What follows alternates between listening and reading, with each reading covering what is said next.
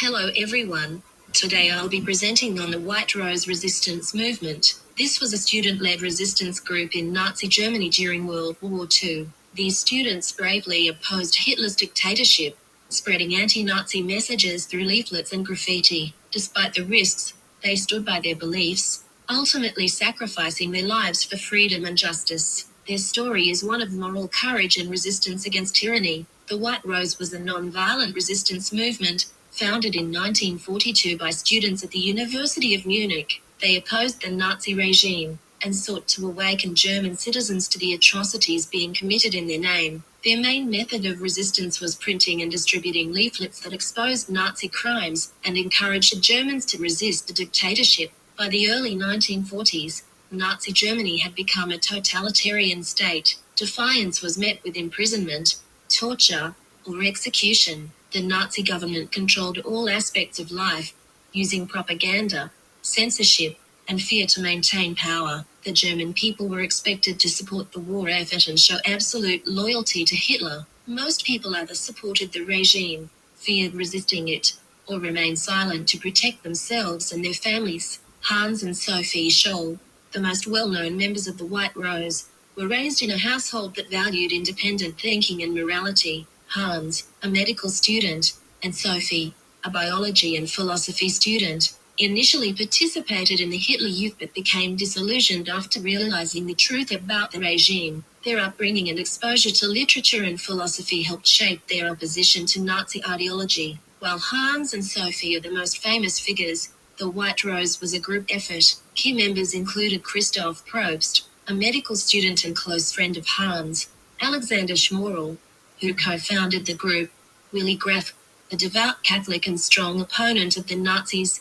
and Professor Kurt Huber, who provided intellectual and moral guidance. Each played a crucial role in writing, printing, and distributing the pamphlets. Many members of the White Rose had first-hand knowledge of Nazi crimes. Hans and Alexander served on the Eastern Front as medics and witnessed mass executions of Jews and civilians. Sophie, during her forced labor service in the Reich Labor Service, saw how the Nazi state controlled and dehumanized its citizens. Their moral and religious beliefs, as well as exposure to banned literature, reinforced their determination to resist. The White Rose officially began in mid-1942 when Hans, Alexander, and other students decided they could no longer stay silent. Their first act of resistance was writing and distributing leaflets urging Germans to reject Nazi rule. Sophie later joined after discovering her brother's involvement. The group believed it was their duty to awaken the German people and encourage passive resistance. The first 4 pamphlets,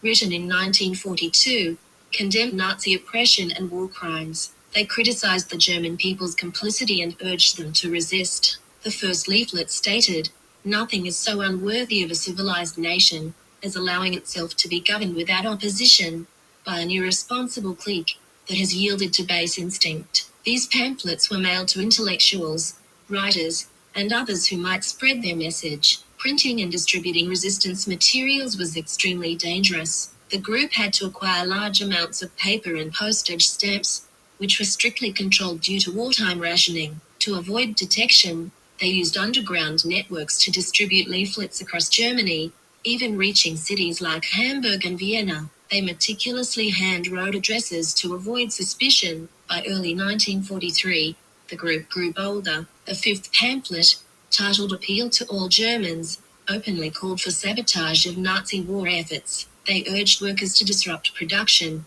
students to resist Nazi teachings, and all Germans to reject the war. The White Rose no longer just called for awareness, they demanded action. The Gestapo began intensifying their efforts to track down the authors. The White Rose took their resistance beyond leaflets. They began painting anti-Nazi slogans on public buildings in Munich, such as "Down with Hitler and Freedom." This was a direct challenge to the regime's authority. Their graffiti, seen by students and citizens, made it clear that resistance existed within Germany itself. Germany's defeat at Stalingrad in early 1943 was a turning point in the war. The White Rose saw this as a sign that Hitler's downfall was near. Their 6th leaflet warned, "The German name will remain forever tarnished unless finally the German youth stands up, pursues both revenge and atonement, and smites our tormentors." The pamphlet aimed to rally students and young Germans to take action. On February 18, 1943, Hans and Sophie distributed leaflets at the University of Munich. In a bold move, Sophie threw a stack of pamphlets from a balcony into the main hall. A janitor,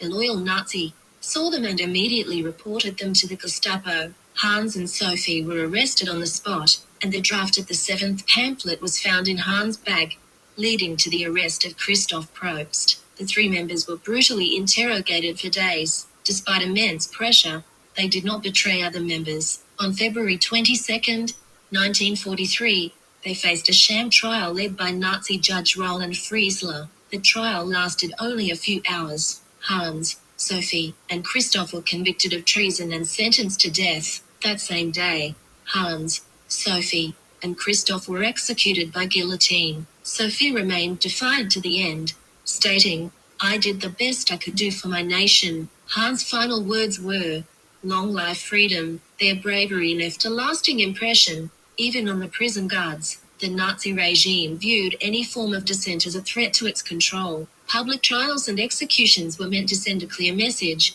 resistance would not be tolerated. The Gestapo arrested and executed other White Rose members, ensuring that their resistance was crushed. The government also suppressed news of the movement to prevent inspiring further opposition. Many Germans remained silent due to fear. The Nazi regime used brutal punishments to discourage resistance. Some citizens viewed the White Rose as traitors, influenced by Nazi propaganda. Others simply prioritized survival. However, their leaflets reached Allied forces, who later spread their message internationally. Although the Nazi government tried to erase their impact, the White Rose gained international attention. The New York Times reported on student resistance in Munich, and the British reprinted their final leaflet, dropping it over Germany by plane. Their sacrifice did not go unnoticed. The White Rose's values, freedom, democracy, and human rights, align with liberal ideals. They resisted authoritarianism and fought for individual rights.